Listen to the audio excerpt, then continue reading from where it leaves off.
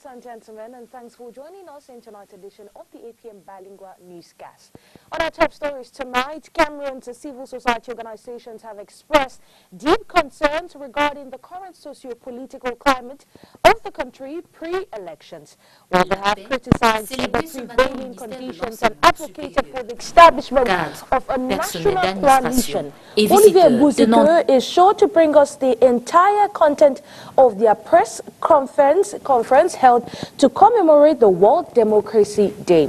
We talk sports. Well, Cameroon's under-18 Lions and Lionesses of basketball have been received by the Ministry of Sports to commemorate or to celebrate their win. Remember, the women's clinched the bronze medal in Pretoria, South Africa, while the men settled for silver after their defeat to Mali on Saturday.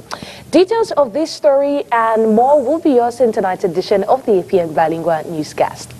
Good evening once again, ladies and gentlemen. Well, if you're just joining us, it is the 8 p.m. Bilingual Newscast right here on Spectrum Television. The news opens in the French language with you, Makeda Lidine Newton. Good evening. Bonsoir, Rony Ladonnette, en dessin, mesdames, messieurs, bonsoir et bienvenue dans ce journal bilingue. La matinée de ce 16 septembre a été consacrée à la célébration de la paix et des symboles de la République au ministère de l'Enseignement supérieur à Yaoundé. Signalons que cette cérémonie s'inscrit dans la perspective de la commémoration de la Journée internationale de la paix prévue le 21 septembre prochain. Inès Pangon. La paix célébrée ce matin au ministère de l'Enseignement supérieur. Cadres, personnel d'administration et visiteurs tenant des plans de Drakinia fragrants prennent un temps d'arrêt pour honorer à ce devoir de citoyen la cérémonie de levée des couleurs.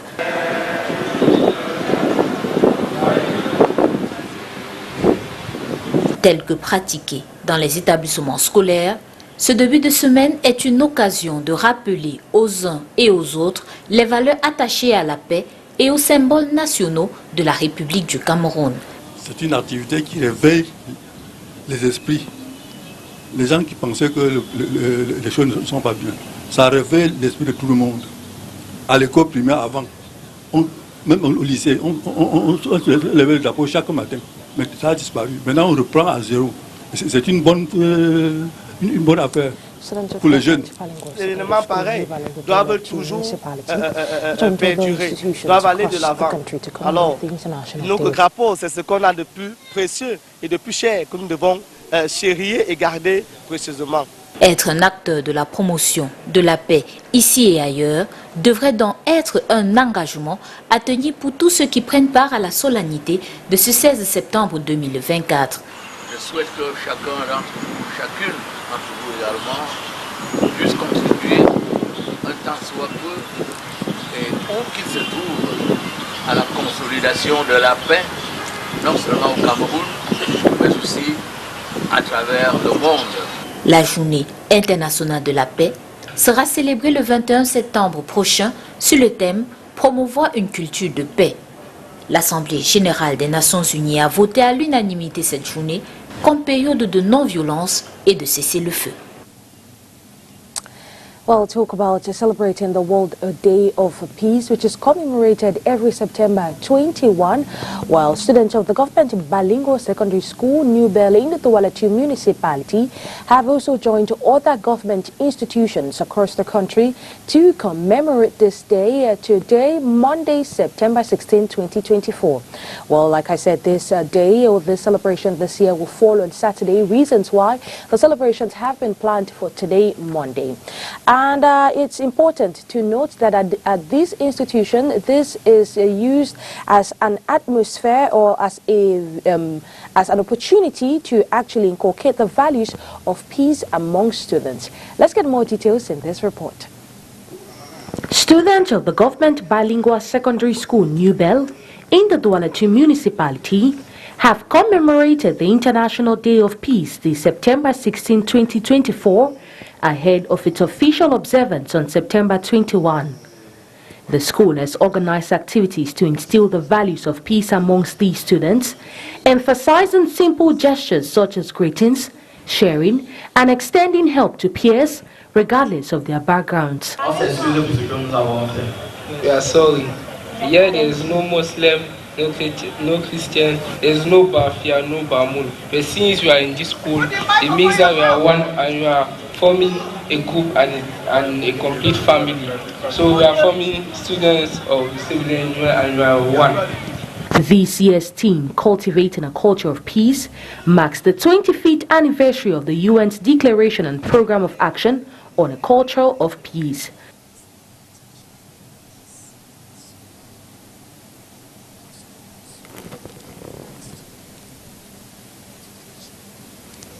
Of living in peace.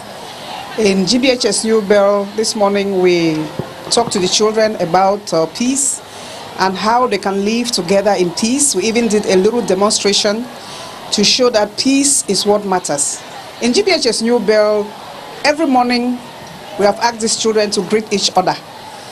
I, for one, when I see them in the morning, I say good morning. The initiative aims to remind individuals and communities of their role in fostering peace within society. Don't use hate speech. So all of that we have told the children that they have to live together. Whether you are coming from north, west, you are coming from center, you are coming from south, we are all one. Cameroon is one country, and peace is a very special thing that we have in this country that we don't want to let go. So we have made the children to know that living in peace is the beginning of good results in school. Historically, Cameroon was recognized as one of the most peaceful nations. However, ongoing unrest in northwest and southwest regions and in the far north regions have posed significant challenges. The crisis has led to violence and instability, undermining the country's previous reputation for peace.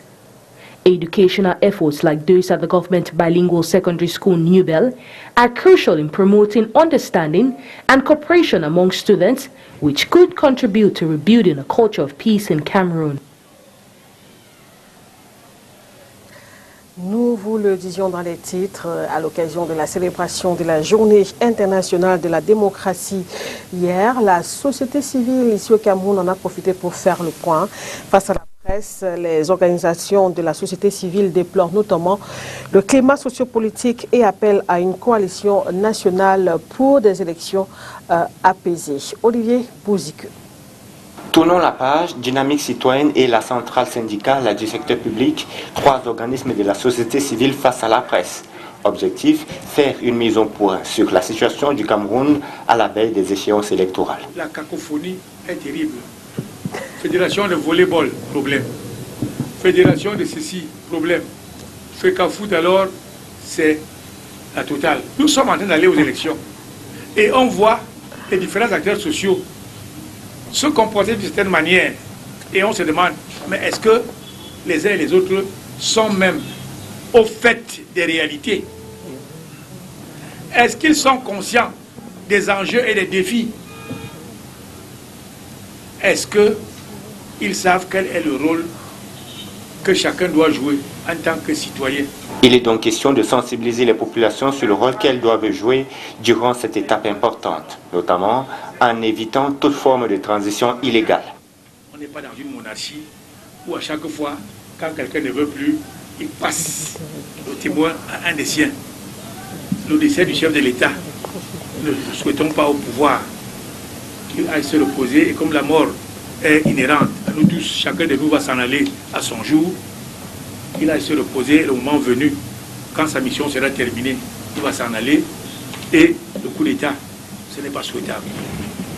Parce qu'un coup d'État, on ne sait pas qui sont derrière et quelles sont les motivations.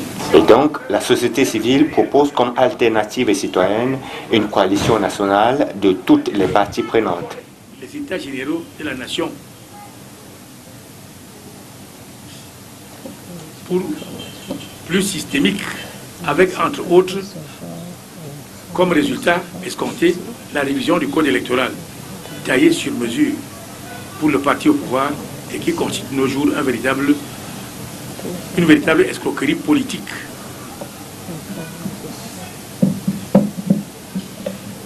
Le redécoupage des circonscriptions électorales sur la base des critères rationnels et objectifs, la redéfinition des missions de l'ECAM et un nouveau mode de désignation de ses membres à défaut de sa dissolution.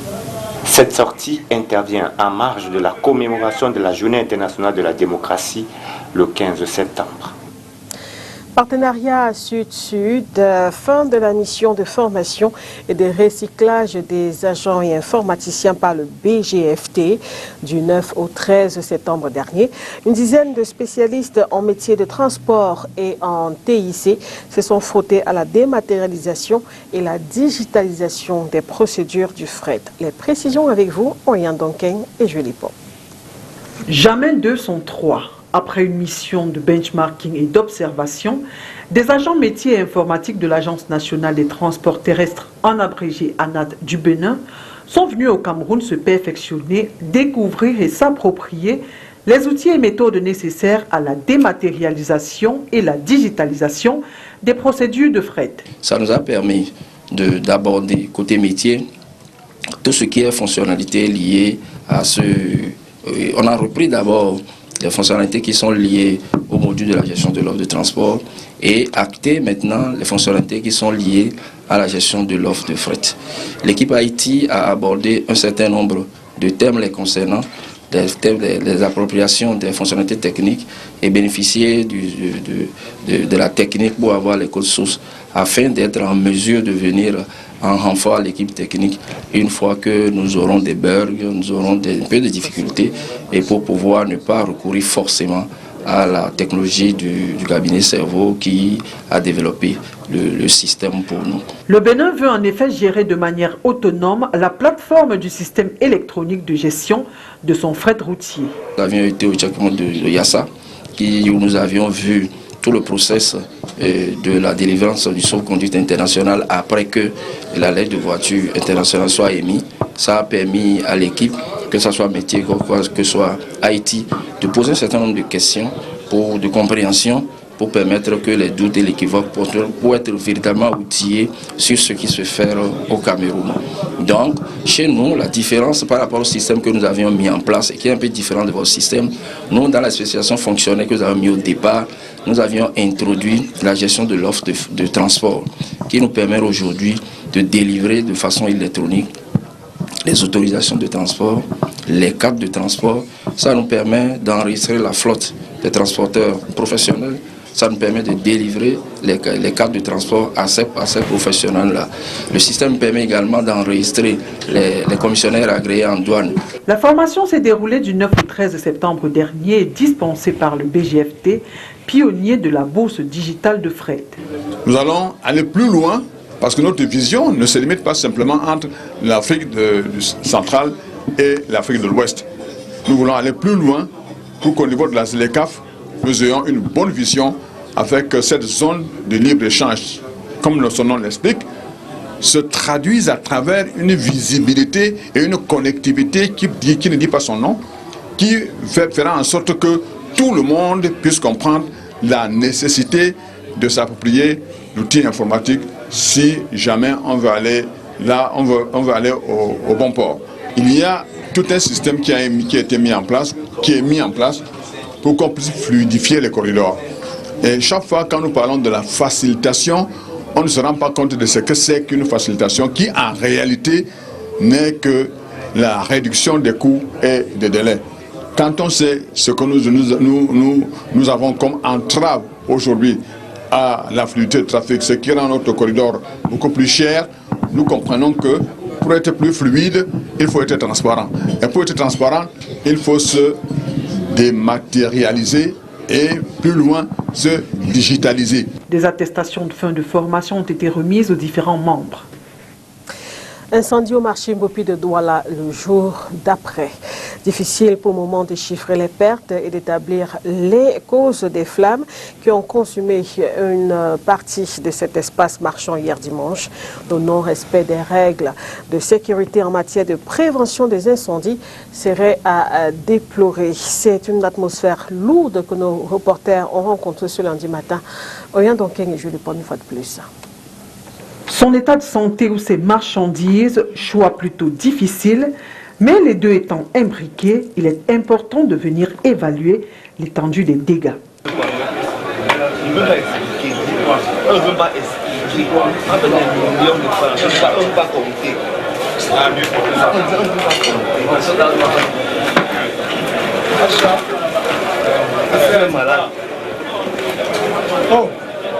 Et à vouloir sauver quelques articles, un accident peut très vite arriver. Ce lundi 16, 8h30, d'épaisses fumées étaient encore visibles au marché Mbopi de Douala, des sapeurs-pompiers s'activant ça et là. Une partie de cet espace marchand, le plus grand d'Afrique centrale, a été ravagé par les flammes hier dimanche 15 septembre 2024. Ça a commencé aux environs de 14 heures. Oui. Jusqu'à l'heure 6 heures. Et c'est parti d'où?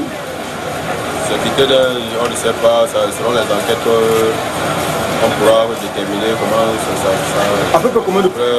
Le rayon Esplanade a été tellement touché, à peu près presque 15 à 20 boutiques qui ont été touchées. Donc le rayon d'Esplanade qui a été beaucoup plus touché parce que c'est les mèches, beaucoup plus les mèches qui sont descendues là.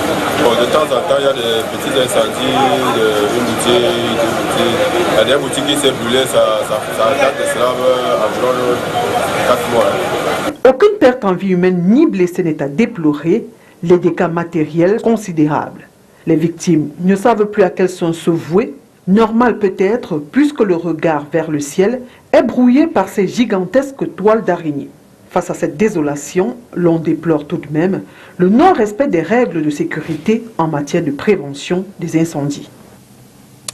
News out of the country. U.S. officials over the weekend said Republican presidential candidate in the 2024 elections, Donald Trump, survived another failed assassination attempt, adding that the FBI has the suspect in their custody.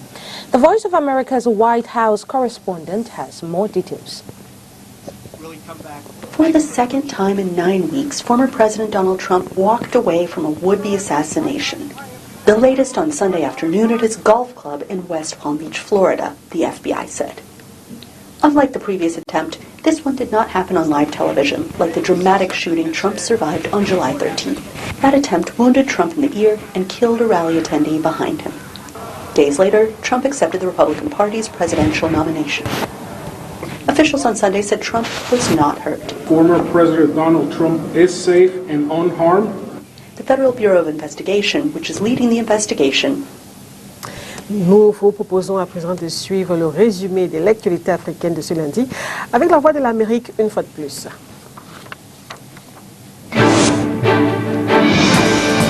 Le Mali, le Burkina Faso et le Niger vont bientôt lancer de nouveaux passeports biométriques. Le président malien de transition, Assimi Goïta, a précisé que l'objectif est d'harmoniser les titres de voyage au sein de l'Alliance des États du Sahel.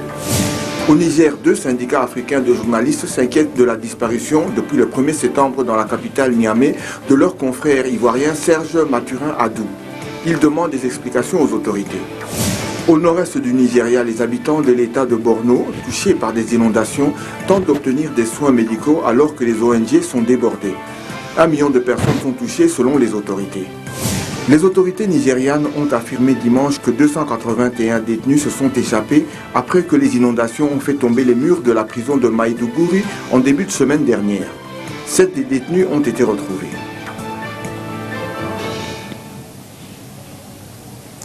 Et nous voici en sport, basketball tout d'abord. Auréolé de leur nouveau statut de vice-champion d'Afrique, l'équipe nationale de basketball de moins de 18 ans, messieurs, est de retour au bercail depuis quelques heures. Ceci après avoir disputé l'Afro-Basket U18, messieurs, en Afrique du Sud.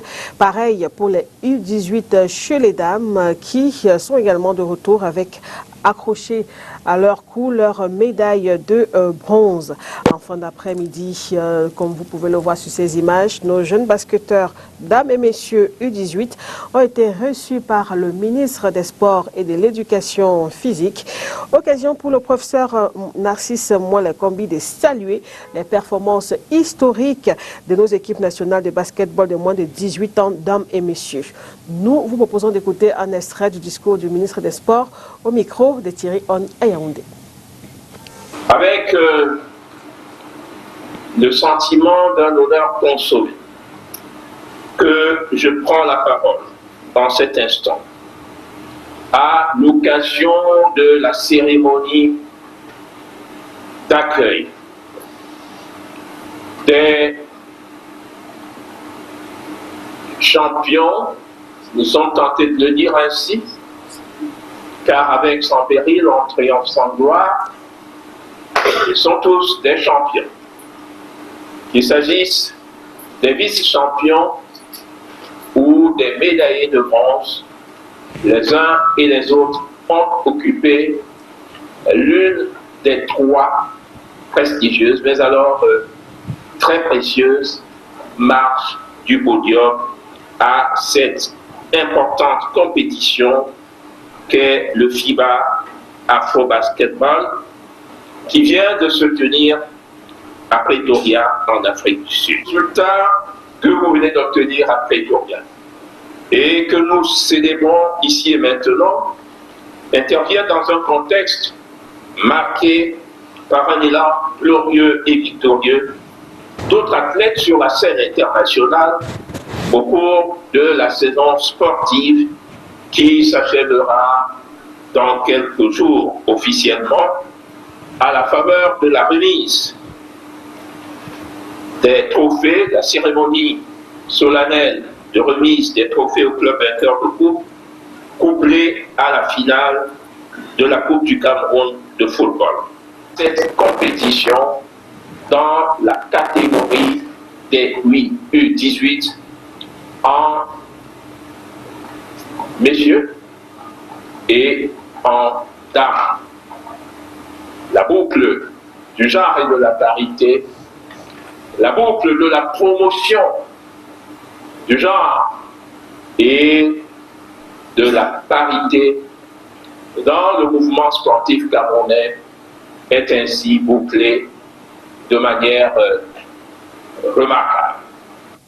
Et avant de boucler ce journal, on reste évidemment en sport pour parler cyclisme. Ce lundi, le Camerounais Clovis Kamzon Abosolo, ici à l'image, a remporté la deuxième étape du Tour cycliste de Côte d'Ivoire avec un chrono de 2h17 minutes 46 secondes parcouru sur une distance de 100 km. Dans la foulée, le capitaine de SNH Vélo Club est le nouveau maillot jaune après son coéquipier Fabrice Chauffeur, vainqueur de la première étape et premier maillot jaune hier dimanche après une distance de 120 km et demi. Signalons que 39 cyclistes étaient au départ de ce 30e Tour de Côte d'Ivoire, baptisé Tour de la Réconciliation, qui se déroule du 15 au 21 septembre prochain. C'est la fin de ce journal bilingue, mesdames, messieurs. Merci de l'avoir suivi. Nous vous souhaitons une bonne fin de soirée sur Spectrum Télévision. Au revoir. Au revoir, Oni Ladonette. Goodbye to you, Makidaliji, and good night to every viewer of Spectrum Television. Do have a wonderful night in the company of our programs. See you tomorrow, same time, same station, if God willing.